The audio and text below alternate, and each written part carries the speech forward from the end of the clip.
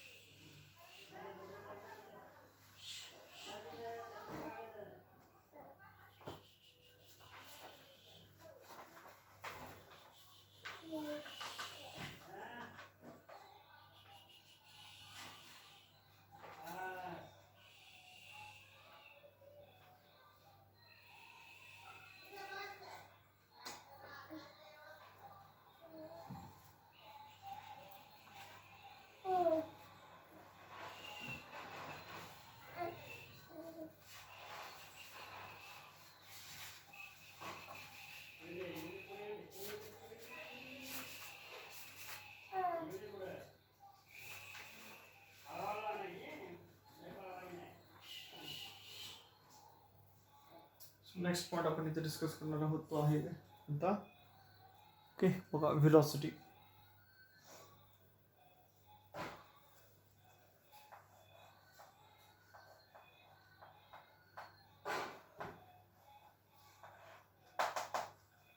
तर sound waves मध्ये velocity म्हणजे काय आहे? The distance covered by a wave per unit time is called velocity of the wave. बघा the distance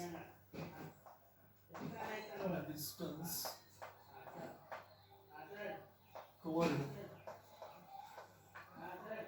the distance covered by a wave, the distance covered by a wave per unit time, per unit एखादी wave पर unit time मध्ये किती distance cover करणार आहे. So distance upon time म्हणतो आपण. Is called the velocity of the wave. Is called त्याला आपण काय म्हणणार आहोत? Is called velocity of the wave. Velocity of the wave त्याला आपण काय म्हणणार आहोत? Velocity of the wave. So during the period T, जर आपण त्याचा समजा पिरियड असेल तर टी म्हटलं आणि wave covers a distance equal to wavelength lambda, therefore the magnitude of the velocity of the wave is given by, so magnitude of समजा period काय असेल? टी असेल. समजा त्याचा पिरियड काय असेल? टी असेल आणि wave covers a distance of wavelength समजा काय असेल? लॅम्बडा असेल. so therefore velocity of the wave is equal to velocity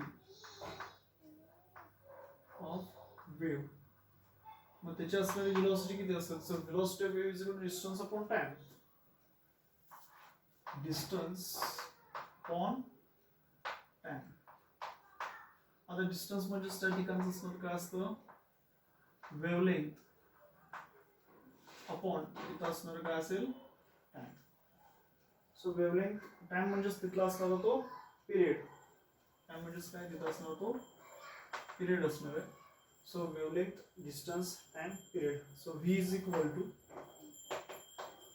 lambda upon t. So v is equal काय आहे बघा? Lambda upon t. याला आपण काय म्हणू? Number first. कारण व्हेलॉसिटी म्हणजेच काय घेतो आपण? Distance upon time. म्हणजेच काय घेणार आहे? Wavelength upon time.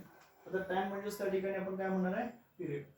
So wavelength काय असणार त्या ठिकाणची? लॅम्बडा. आणि पिरियड काय असणार आहे? T. So v is equal lambda upon t. याला आपण काय म्हटलं? इक्वेशन नंबर फर्स्ट असं म्हटलं. सो बट आपल्याला माहिती आहे 1 अपॉन टी यालाच आपण काय म्हणतो? Frequency. The reciprocal of periodic time is called as frequency of that wave. So frequency of that wave म्हणजेच त्याचा reciprocal. So v is equal to काय होणार बघा एन इंटू लॅम्बडा. ऊन पडतंय. सो व्ही इज काय होणार बघा n lambda. So this equation indicates that the magnitude of velocity of wave in a medium is constant. So increase in frequency of wave causes decrease in its wavelength. समजा frequency of wave जर वाढली तर decrease काय होईल वेवलेंथमध्ये. So when a wave goes from one medium to another medium. Okay, समजा ज्यावेळी wave काय होईल goes from one medium to another medium, the frequency of the wave does not change. So in such a case, speed and wavelength of the wave change. So for mechanical waves to propagate through a medium, the medium should possess certain properties. ज्यावेळी समजा काही mechanical waves आहेत आणि एखाद्या mediumमधून त्या propagate होत असतील तर त्याच्यामध्ये काय medium काही प्रॉपर्टीज पजेस करणार आहेत. त्याच्यामध्ये फर्स्ट प्रॉपर्टी आहे the medium should be continuous and elastic. First property काय बघा, द medium कसा असलं पाहिजे, the medium should be continuous. The medium should be continuous and elastic. The medium should be continuous and elastic so that the medium regains original state after removal of deforming force. म्हणजे जरी आपण त्याच्यामधला deforming force जर समजा काढून टाकला असेल तरी तर सुद्धा काय होणार आहे, बॉडी आहे त्या पोझिशनमध्ये पाठीमागे येणार. So medium should be continuous and elastic. So त्याचं मीडियम कसं पाहिजे, कंटिन्युअस पाहिजे आणि इलॅस्टिक पाहिजे. Okay, so it regains original state after removal of deforming force. त्यानंतर सेकंड आहे the medium should possess inertia. Okay, the medium must be capable of storing energy and transferring it in the form of waves. The medium should possess inertia.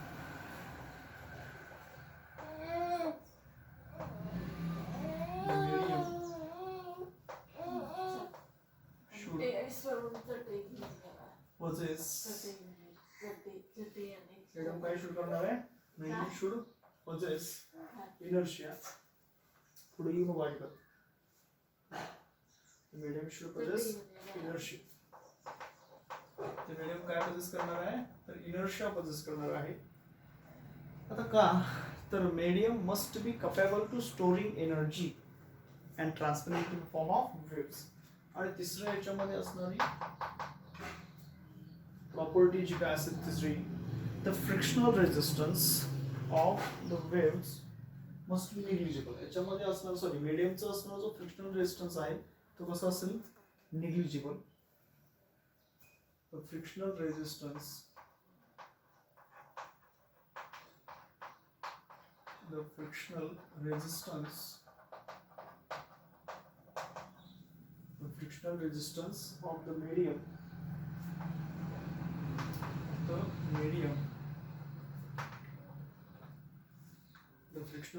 of the medium must be negligible. तो कसा पाहिजे, must be negligible.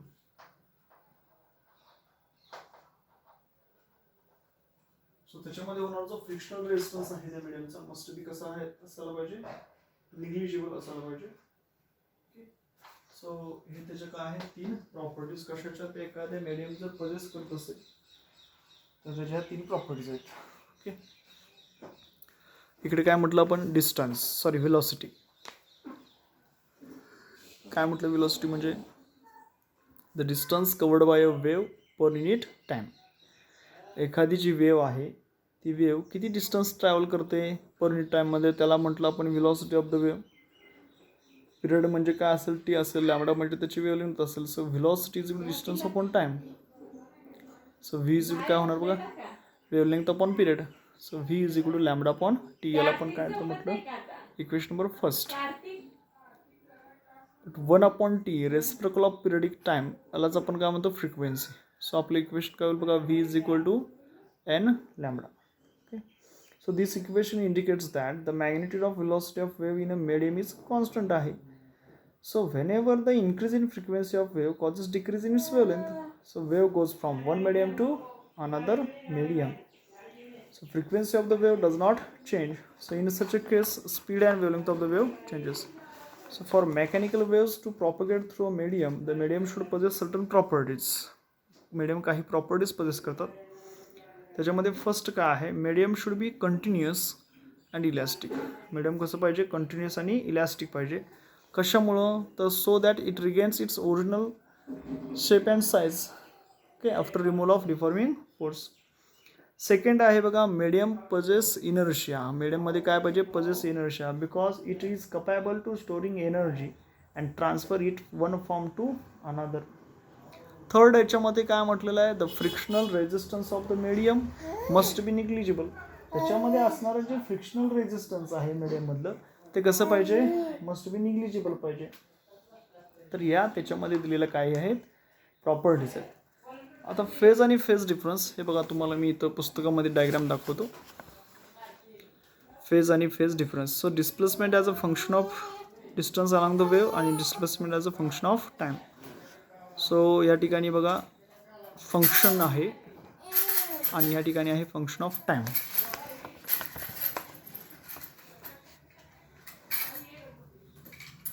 State of oscillation of particle is called as phase.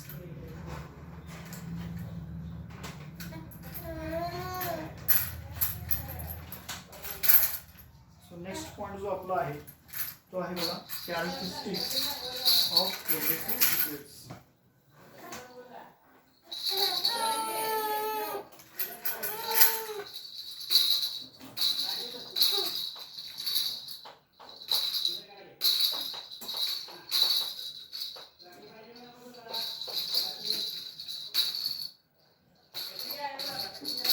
Characteristics of progressive waves.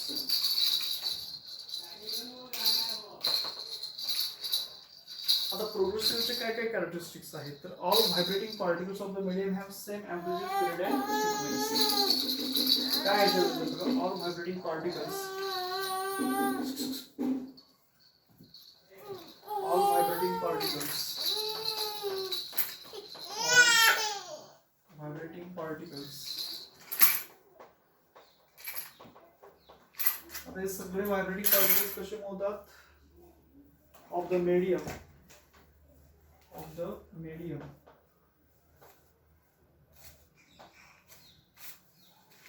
all vibrating particles of the medium have same amplitude,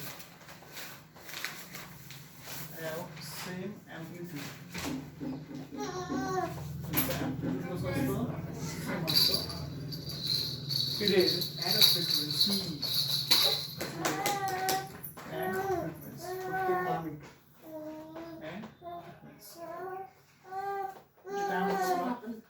vibrating particles of the medium have same amplitude. त्यानंतर period आणि frequency. Second काय म्हटलेलं बघा, state of oscillation, that is phase changes from particle to particle. State of oscillation म्हणजे त्याची phase.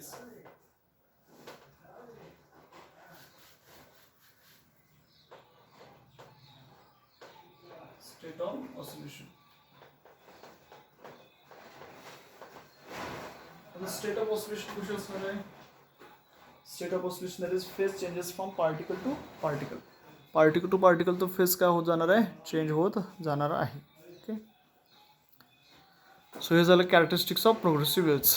आता all vibrating particles of the medium काय पाहिजे, त्याला अँप्लिट्यूड सेम पाहिजे. अँप्लिट्यूड म्हणजे काय म्हटलं, maximum displacement of particle from its mean position. त्याचं पिरियड सेम पाहिजे. पिरियड म्हणजे आपण काय म्हटलं होतं, the time taken by the vibrations of particle. Got the time taken by the particle to complete one vibration, it is called as a period. त्यानंतर आपण म्हटलं होतं frequency, the number of vibrations heard per unit time, the number of vibrations performed per unit time किंवा पर second, त्याला आपण म्हणतो frequency. Sir सगळ्या vibrating particle जे काय असणार आहेत मिडियमचे, त्याला सेम ॲम्प्लिट्यूड पाहिजे, पिरियड पाहिजे आणि फ्रिक्वेन्सी पाहिजे. सेकंड कॅरेक्टरिस्टिक काय म्हटलं होतं आपण, स्टेट ऑफ ऑसिलेशन. आता स्टेट ऑफ ऑसिलेशन म्हणजेच काय म्हटलं, त्याचं असणारी phase changes from particle to particle. Okay, यानंतरच असणारं एक फर्स्ट एक्झाम्पल आपण इथं पाहायचं आहे.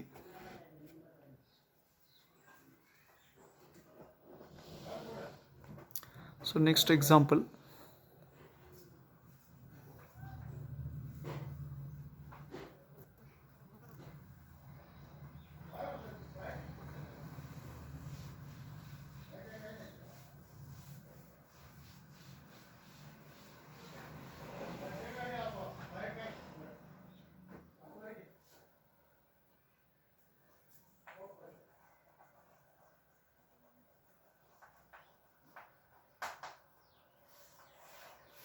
So next example 8.1.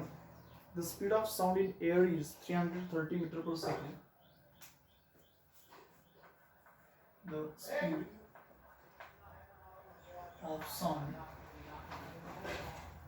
speed of sound in air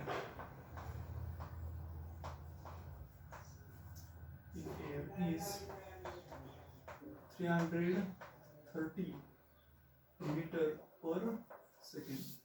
Speed of sound दिलेला आहे air मधलं 330 metre per second, and that in glass is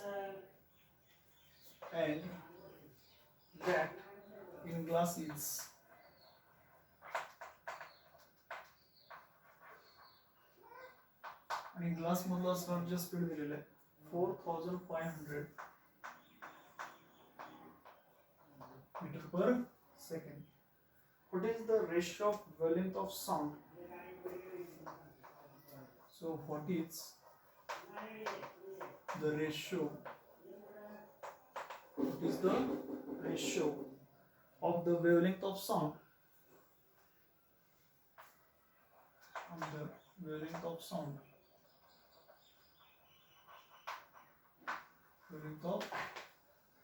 sound of a given frequency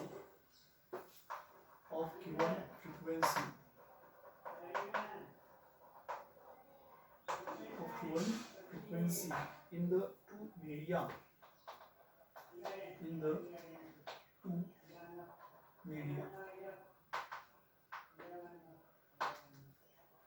तर काय क्वेश्चन विचारलं बघा. The speed of sound in air म्हणजे साऊंडचं speed असणारं हवेमधलं किती आहे, जवळपास 330 मीटर पर सेकंड इतकं आहे. अँड दॅट इन ग्लास, आणि ग्लासमध्ये असणारं जे स्पीड आहे ती किती आहे बघा 4500 मीटर पर सेकंड आहे. So what is the ratio of wavelength of sound of a given frequency in the two media, असा क्वेश्चन आपल्याला इथं विचारलेला आहे. सो काय काय दिले आपल्याला ते आधी घेऊ. फॉर्म्युला आपल्याला माहित आहे. velocity in air medium v is equal to n lambda. So velocity in glass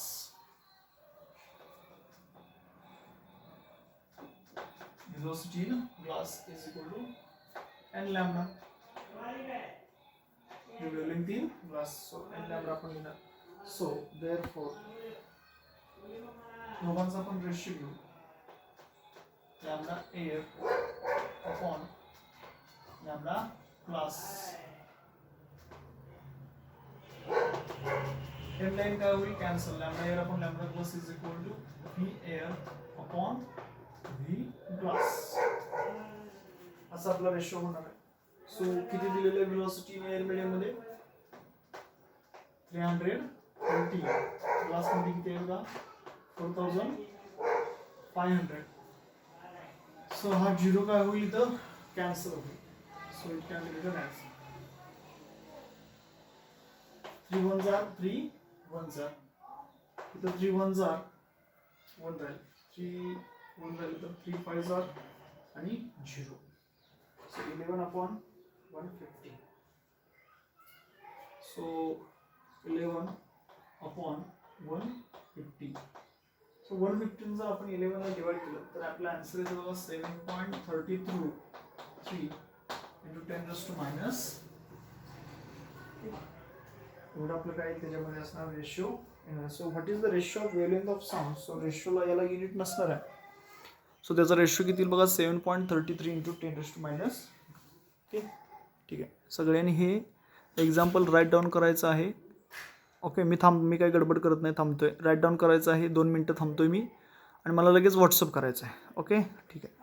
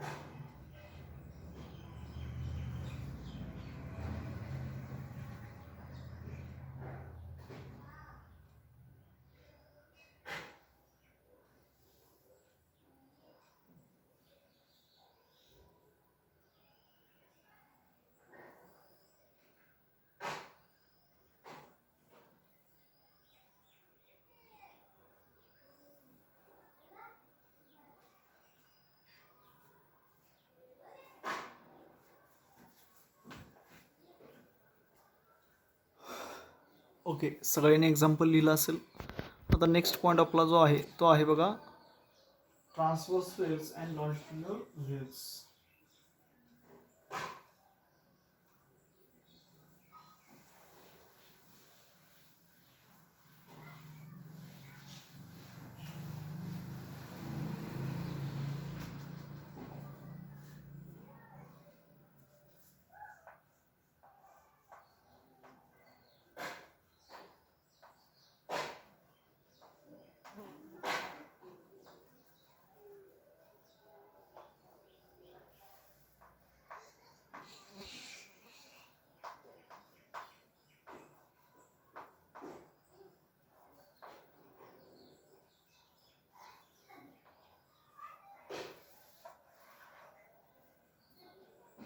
त्याचे दोन टाईप असतात, एक आहे ट्रान्सवर्स वेव्स आणि दुसरं आहे लॉन्जिट्युडिनल वेव्स. त्याच्यामध्ये आता फर्स्ट आपण बघणार आहोत ट्रान्सवर्स वेव्स.